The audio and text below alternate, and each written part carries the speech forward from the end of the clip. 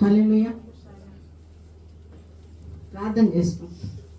స్తోత్రం నాయన, మహాగణుడు, మహోన్నతుడు, పరిపూర్ణుడు, పరిశుద్ధుడు, కృపా సత్య సంపూర్ణుడు అయిన నా ప్రియ పరలోకమందున్న మా తండ్రి, మీ ప్రియ కుమారుడు, మా రక్షకుడు, ప్రభు అయిన యేసుక్రీస్తు వారి పరిశుద్ధ నామంలో వందనాలు. దేనికి పనికిరాని నన్ను నాయన మళ్ళా ఈ సంవత్సరం నన్ను సజీవ లెక్కలో వచ్చి, అయ్యా నా తండ్రి, నీ మాటలు కొద్ది సమయం పంచుకోవడానికి సంఘంలో నాకు ఇచ్చిన మహాభాగ్యం కొరకై స్తోత్ర. నాకైతే ఏమి తెలియదునైనా అది నీకు తెలుసు. పరిశుద్ధాత్మ రక్తంతో కడిగి పరిశుద్ధాత్మతో నింపి ఈ సమయంలో నేనేం చెప్పాలో మీరు చెప్పి నీవే మహిమ పొందమని మా ప్రభు అయిన యేసయ్య నామములో ప్రార్థిస్తున్నాను తండ్రి. ఆమేన్. దేవసేవకులకు వందనాలు, సంఘం అంతటికి వందనాలు. నా మాట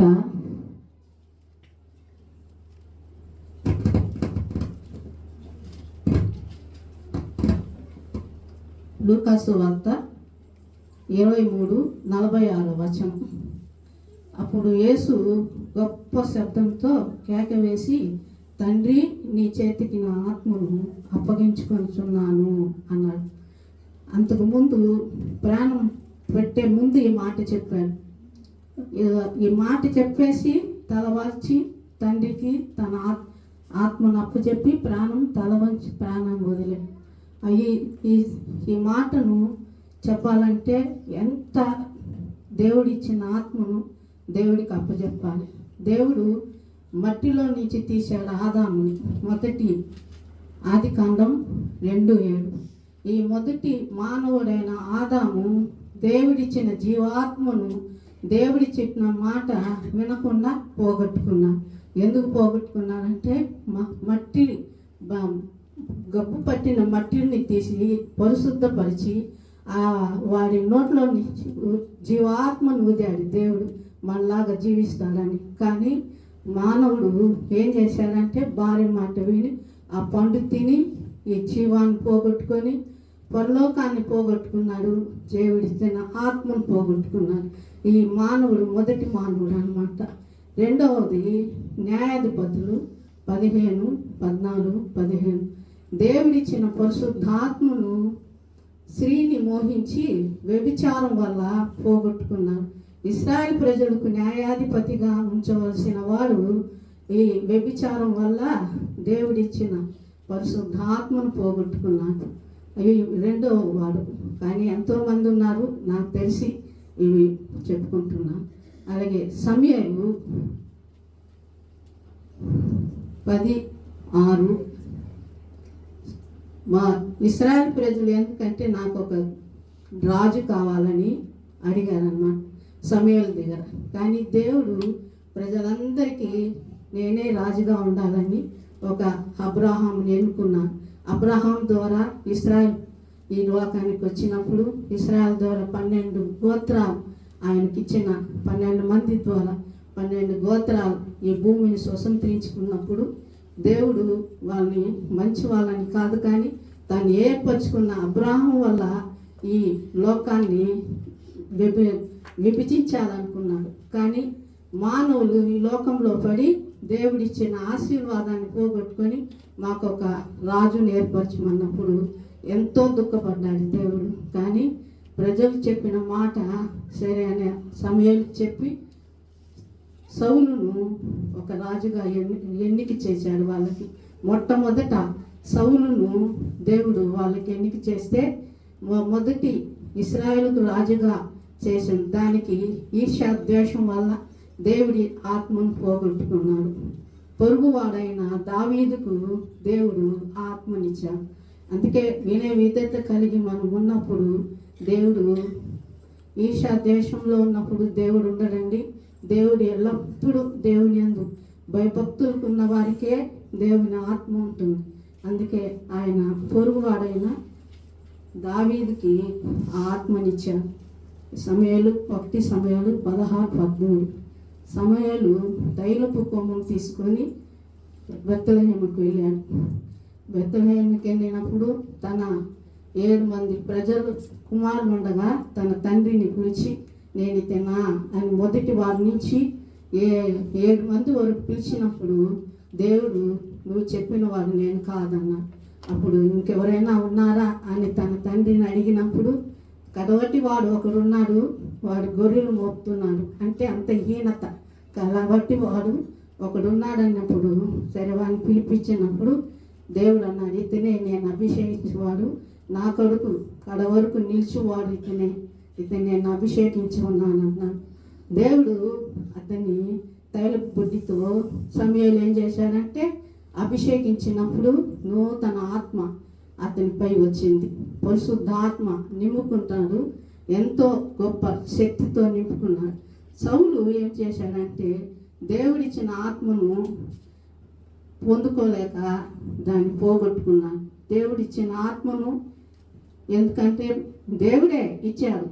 దేవుడే తన ఈర్ష్య ద్వేషాల వల్ల కుకుర్తు వల్ల అంటే ఈ లోక ఆశల వల్ల దేవుడు నిర్మూలన చేసి రమ్మంటే మంచి మంచి గొర్రెలను ఆవుల్ని తీసుకొని నేను దేవుడి కొరకు అన్నీ చేశానన్నాడు. అది దేవుడు సమయాలు చెప్పాడు, నువ్వేం చేసావో నాకు దేవుడు చూపించాడు, నువ్వేం ఎంత గొప్పగా చేసావో దేవుని మాట వినట్టు కంటే గొప్ప కాదు, నువ్వు ఎంత బలులు అర్పించినా అది వ్యర్థమే అన్నాడు. ఇది న్యాయపత్తులు 1 సమయాలు మనం చదివినప్పుడు నాకైతే ఎంతో ఇష్టం. ఇది 1 సమయాలు 2 సమయాలు మనం చదువుతున్నప్పుడు దేవుని శక్తి మనం చూస్తాం, దేవుళ్ళో మనం చూస్తాం ఎంతగా దావీదు దేవుళ్ళో ఎంతగా ఉన్నాడో. ఒక యువరియ భార్య చేసిన తప్పు తప్ప అది కూడా క్షమాపణ అడిగాడు. క్షమాపణ అడిగిన దేవుడు వదలలేరు, లాస్ట్ వరకు నీకు శ్రమ ఉంటుంది అని ఆసాపు ద్వారా సెలవిచ్చి కానీ నా కృప నీకు ఉంటుంది అన్నాడు. అదేవిధంగా దావీదు బ్రతికి దినములంతటా కూడా తన బిడ్డల వల్ల శత్రువు వల్ల ఎంతో భయంకరమైన యుద్ధాలు శ్రమలు వచ్చినప్పటికీ తాను దేవుని కృప మీద ఆనుకున్నప్పుడు నా హృదయానుసారుడని సాక్ష్యం పొందాడు దేవుడి దగ్గర.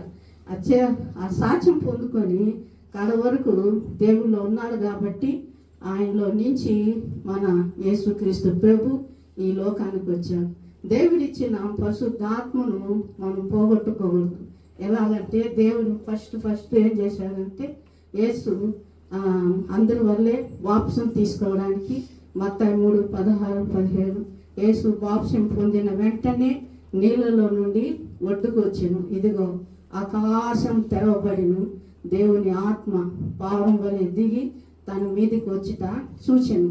మరి ఇదిగో ఈయనే నా ప్రియ కుమారుడు, ఈయనందు నేను ఆనందించుచున్నానని ఒక శబ్దం ఆకాశం నుండి వచ్చింది.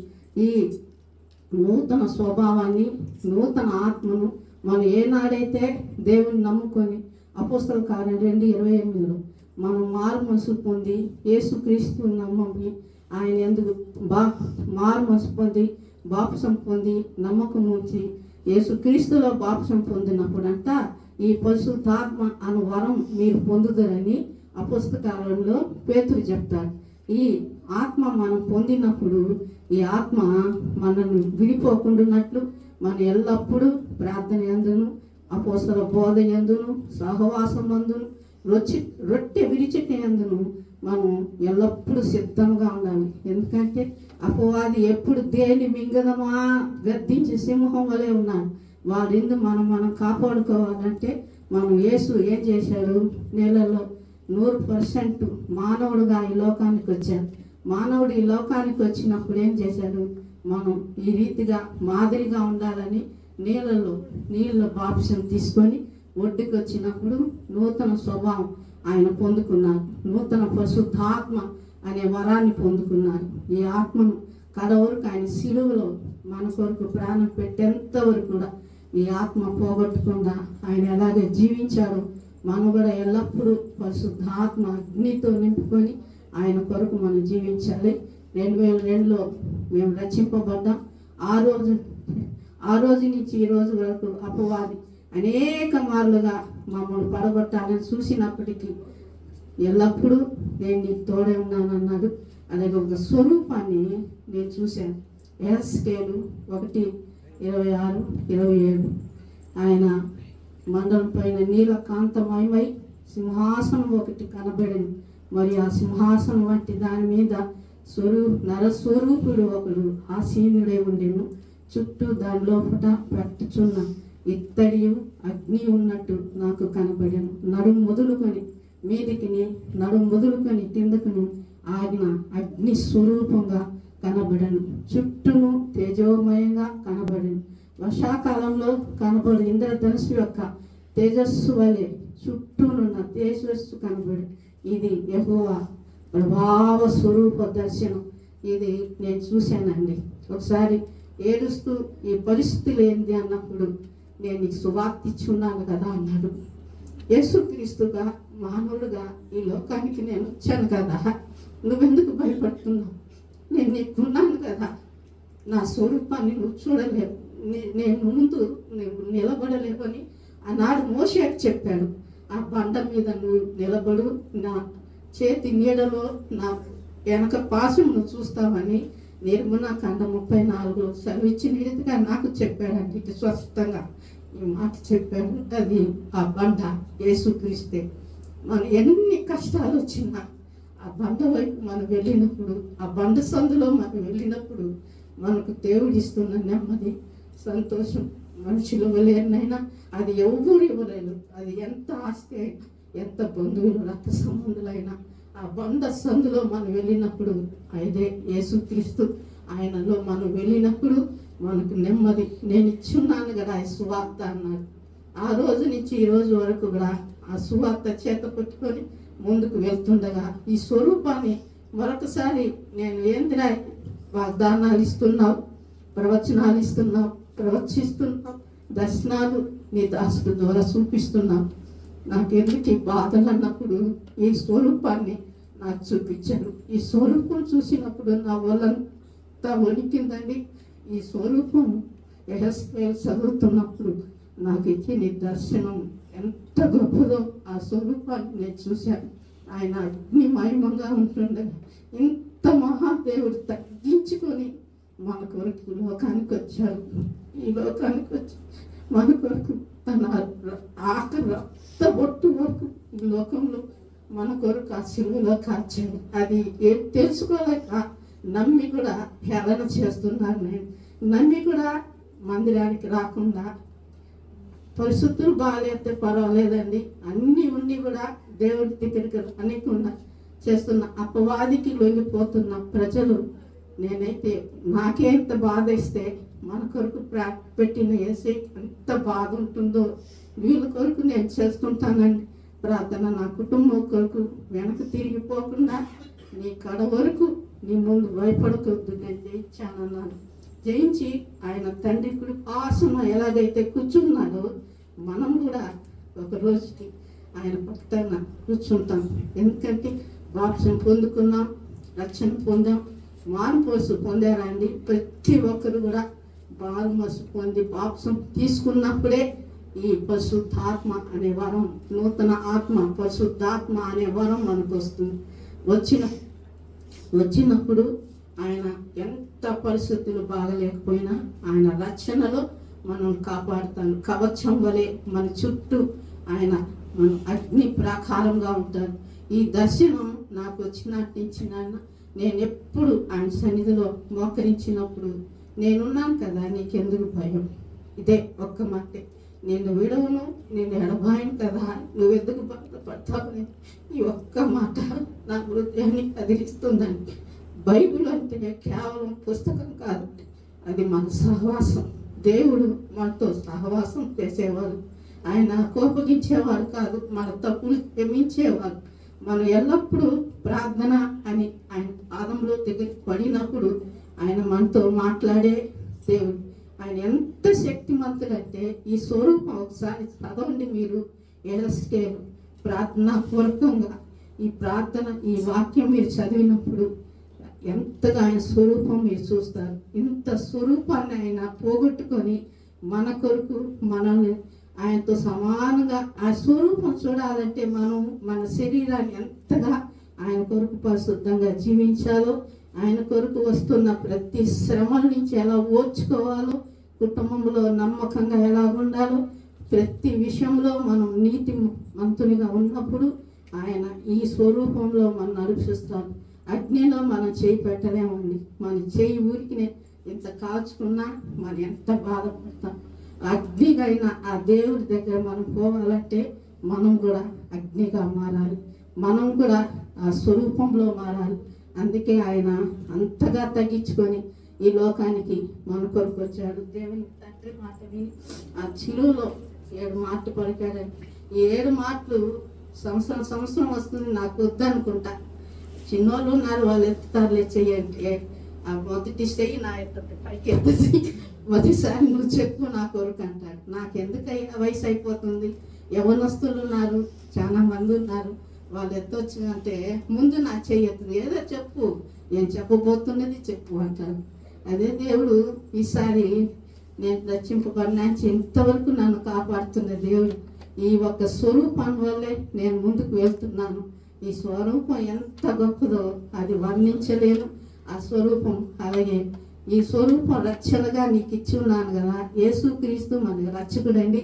ఆయన శిలువలో మరణంతలోనే ఆయన న్యాయం పోలేదు, ఆయన అంతగా ఆయన దిగిపోలేదు. కానీ పునరుద్ధానుడై వస్తాను, నేను నీకు తోడే ఉంటాను అన్నాడు. అలాగే మత్తయి సువార్త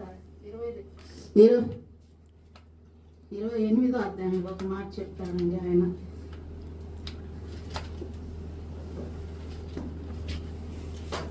యేసు వారిని ఎదుర్కొని మీకు శుభమని చెప్పాను.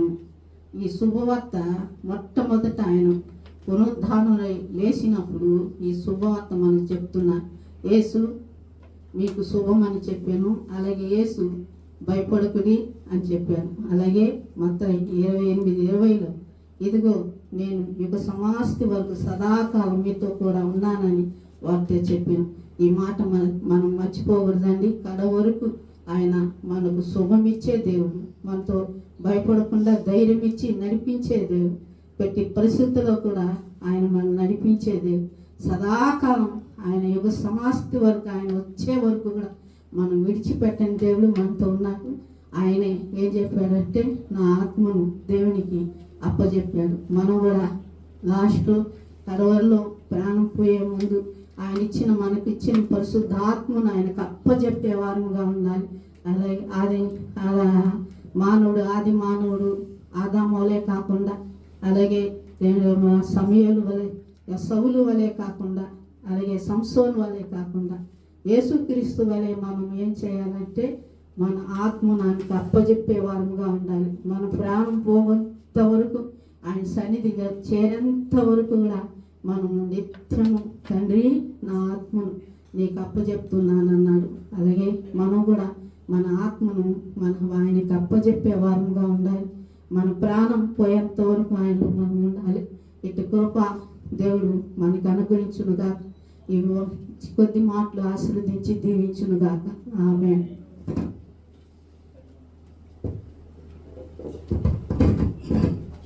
Praise the Lord. Hallelujah.